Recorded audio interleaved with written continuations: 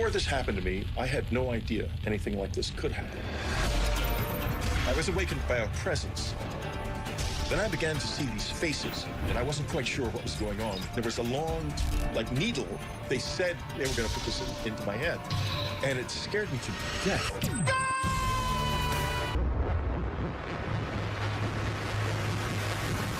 They inserted something into me. I blacked out. Stop it, please, stop it. I had a close encounter of the third kind, for sake.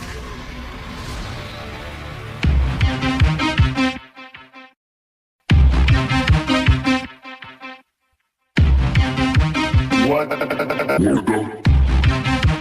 whoa? What the fuck?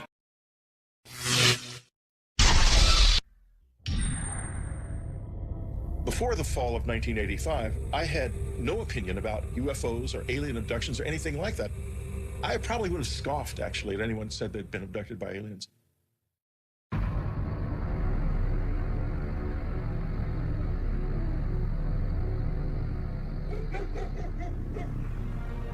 At the time of my first encounter, we had a country house, very isolated. The property butted up against a large state-owned area of 15,000 acres of forest. And it wasn't actually even on any maps at that time. The private road hadn't been included in maps. We had nothing like satellite photos in those days. So we were just kind of off the grid. It's great, honey. I love it. Can I? Yes.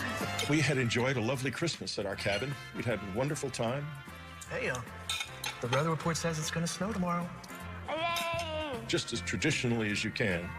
And it was just a lovely time. Sure.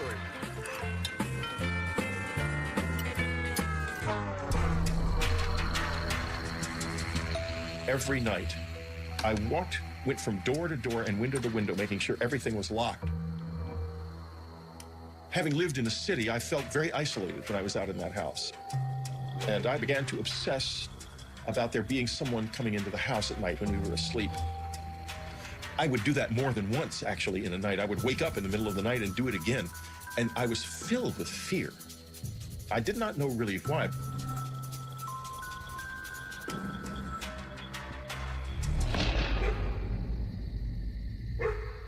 There was absolutely nothing suggesting anything unusual. But on some level, I knew damn well something was wrong.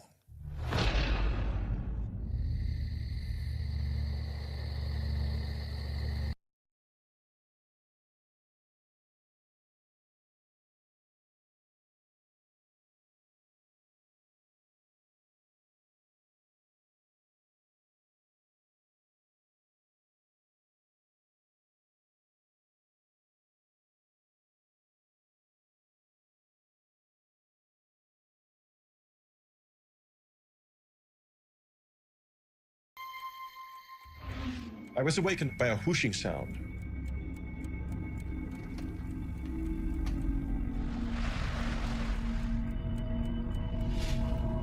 And I heard it. I sat up.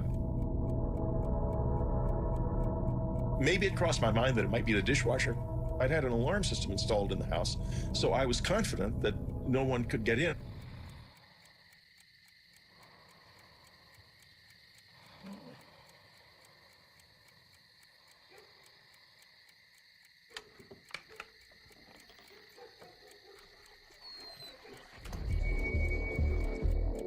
As I woke up, I became immediately aware of a presence.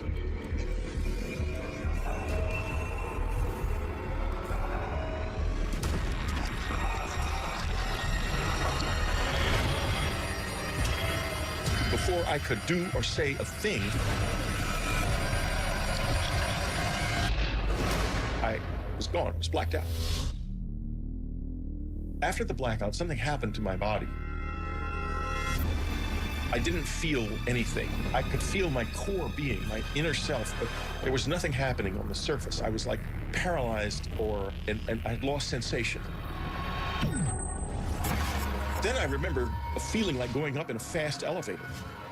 And I saw the trees whipping past beside me. It happened so fast, I didn't get a chance to gather myself together. Then I blacked out. again. That's how it started. I found myself waking up. I couldn't move.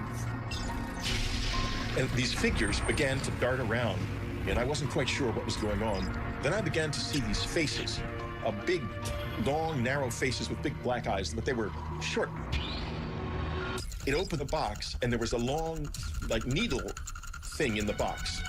They said that they were going to put this into my head, and it scared me to death. It was devastating. After they inserted the needle into my head, then the really unpleasant part physically began.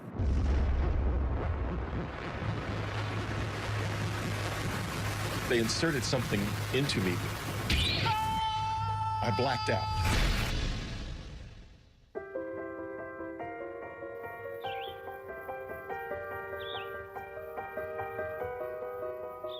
I woke up in the morning, confused. I felt like I'd been in a fight or something.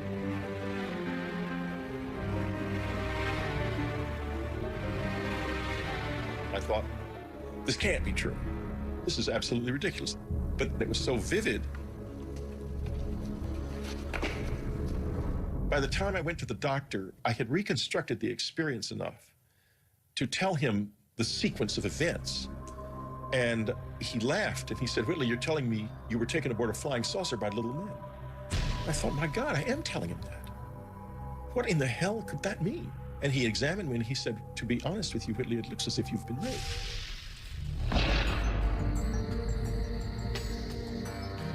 In the weeks following this experience, I was very unstrung. I began to fear that something might happen to my family. I fought with my wife, and I tried to get her to go and live somewhere else with my son where they would be safe from them. Can I film TV? No. We're still having supper right now. But we're not talking. Well, then concentrate on eating your food. I think I was probably quite short with him at times during that period. I was very concerned about them both. Maybe we should take a trip to the city. Just get out of here for a while. At first, when the memories began to return, I just couldn't believe them. I thought that I had been drugged by somebody, or been hypnotized and had this experience implanted in my mind. I did not want to believe I'd been abducted by aliens.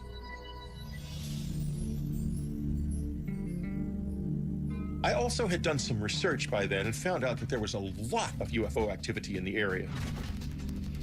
In fact, there was, across the Hudson, there was a whole huge flap of the Hudson River Valley UFO sightings, which was still just in the process of ending when this happened to me. And that was only 30 miles away, 30, 40 miles away. My brother had given me for Christmas a book called Science and the UFOs. In it, I found a description of something that was very similar to what happened to me, and I was shocked. But I still was just scoffing at the idea of alien abduction, because at that point, anything but what might have really happened was what I wanted to grasp on. I wanted it to be something I could understand and handle, but I couldn't stop thinking, what if it's real? Stop it, please, stop it. I had a close encounter the third time, for sake.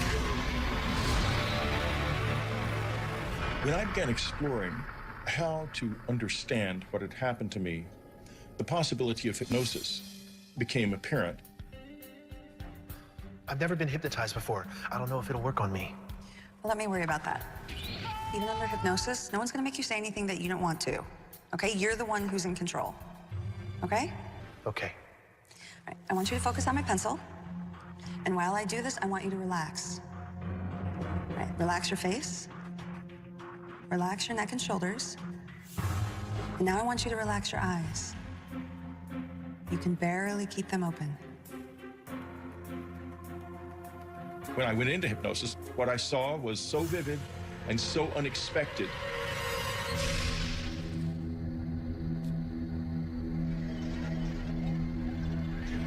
Something went past the window. Something went past the window? Something big. Someone else is in the room.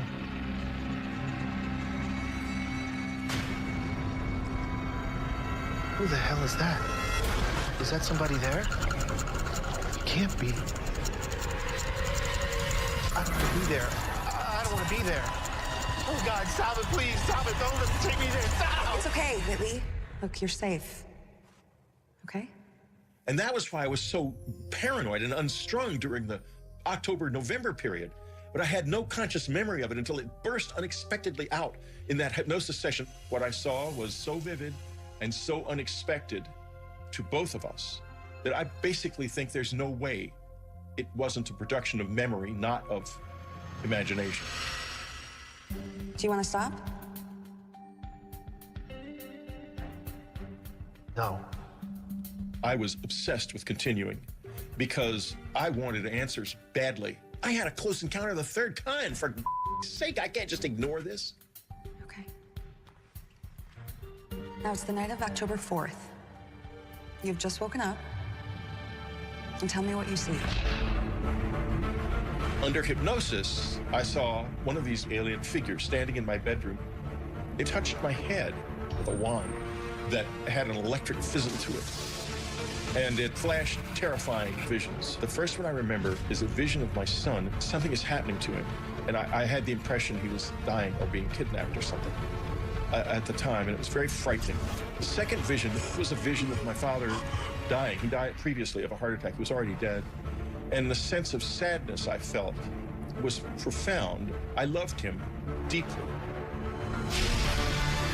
There was a third vision involved, an apocalyptic vision, the end of the world, and of everything being destroyed, either in a nuclear war or a natural catastrophe of some kind that looked like a war.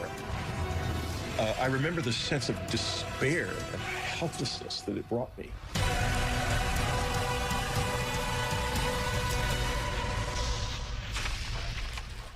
I've got to decide how I feel about this. I can't deny it anymore. When I began to gather myself together, I had met by this time other people who had had similar experiences. I began to ask myself, what did they want from me? I speculated about whether or not what seemed like a psychic attack could have been warnings. I have remembered more and more, not only the vision of the apocalypse, but other warnings and consistent warnings, not only to me, but across the whole community of people who have had this experience. A lot of them get the same warnings, that we're in trouble, that our environment is in trouble. So I'm not alone in that. And that has become really a central feature of my current life.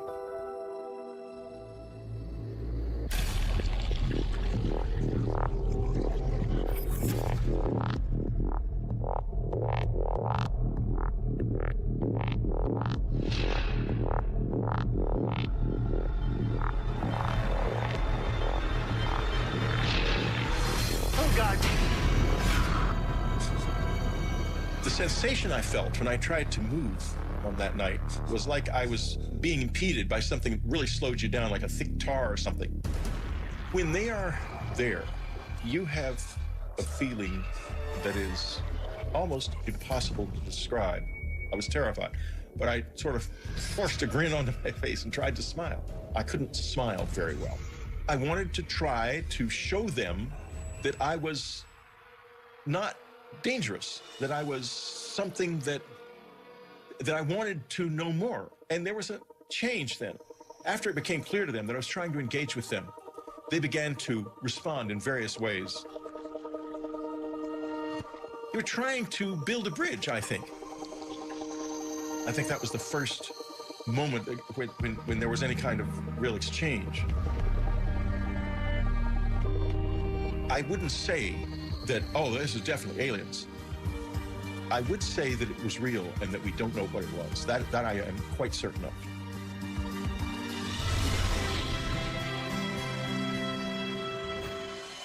The public reaction to my book Communion was very complex. Literally, as soon as the book was published, letters that week, literally the week of publication, letters started coming.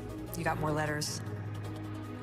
We had well over 200,000 letters over the years. We probably had closer to 500,000 over the years. I don't know what to say to them anymore. I don't have all the answers. Maybe just understanding the questions is enough.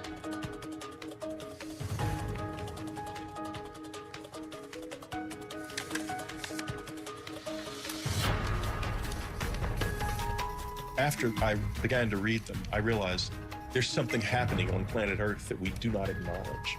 We don't know what it is. Is it aliens? Is it something to do with us and something about the way we are that we don't yet understand? I don't know, but it's real. In the late summer, it became clear that we were running out of money. We began to not be able to pay our mortgage, and it became clear we had to leave. And so, at the same time, though, that this was happening, I was having one of the peak experiences of the whole thing. I'd begun meditating in the cabin because people had found the place, and there were other people out in the woods at night looking for the aliens with flashing flashlights up in the air and such childish stuff. And so I meditated, and I stayed in the house and meditated from then on. I didn't really want to be disturbed by that. And one night there were these thuds on the roof right above me. And the next moment I could feel a presence in the room. At this point, these years later, I was easy with their presence in the house. I wasn't scared of that. And I finally said, I want to see you as you really are. And I didn't see anything. And so I said, well, this is it. I'm leaving this room now, and I'm leaving it forever. I will never return to it because tomorrow we leave and we're leaving forever. And I left the room. I went to bed. I lay in the bed, still hoping something would happen. Suddenly I saw a light light up in the front yard. It was a bright, beautiful white light shining on the grass like moonlight, but 10 times brighter. I got up and looked out the window, and this light with rays coming out of it, and the rays penetrated my body, some of them, and I could like taste his presence in the rays. It was the most extraordinarily beautiful experience I've ever had.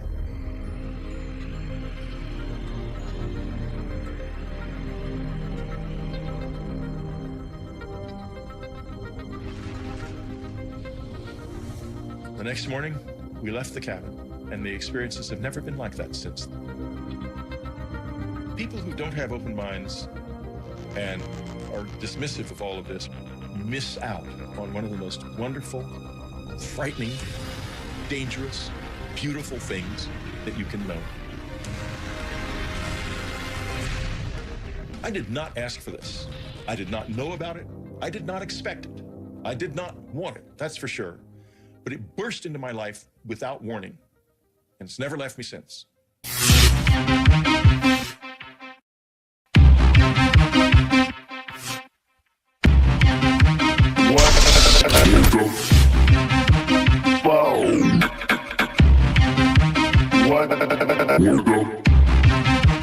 What the fuck? WTF. WTF. What the fuck does WTF mean? What the fuck? Oh.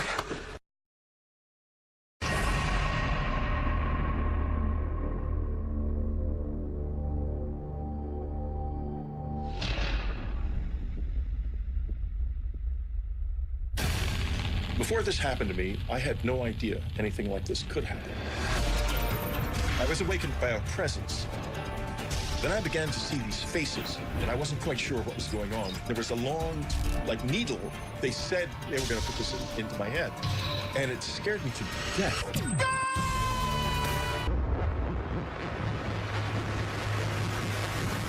They inserted something into me.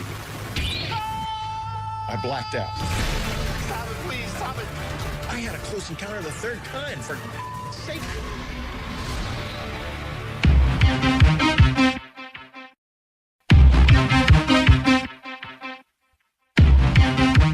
What the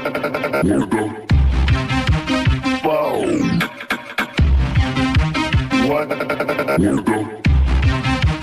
What the fuck?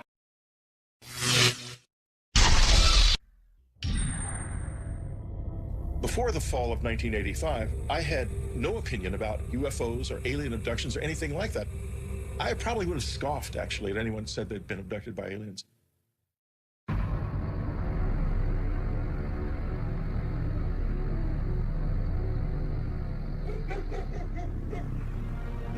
At the time of my first encounter, we had a country house, very isolated. The property butted up against a large state-owned area of 15,000 acres of forest. And it wasn't actually even on any maps at that time. The private road hadn't been included in maps. We had nothing like satellite photos in those days. So